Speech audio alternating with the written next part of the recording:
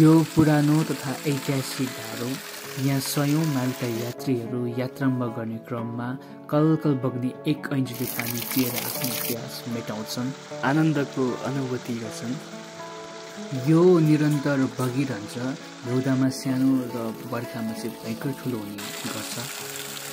अनि बर्खायाम विशेष असारमा धान, कोदो, अलैँची आदि बाली रोपेर दिनभरि मेलापथमा काम गरेर साँझपख धारामा आएर जता हात खुट्टा पोखाल्नको लागि उपयुक्त ठाउँमा विशेष उपयोगी भएकाले कृषकहरूलाई र स्थानीयवासीलाई पोषणको लागि संरक्षण र संवर्धनको आवश्यक छ।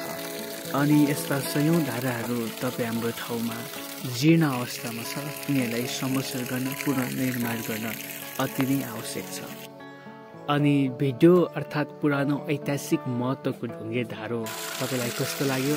अनि यस्ता हजारौं ढुङ्गे धाराहरू संरक्षण र संवर्धनको लागि के कुरा आवश्यकता छ भन्ने कुराको लागि यो भिडियोलाई सब्स्क्राइब, फलो गर्न, कमेन्ट, सेयर गर्न र आवश्यक सल्लाह सुझाव दिनको लागि यहाँलाई विनम्र अनुरोध गर्दछु।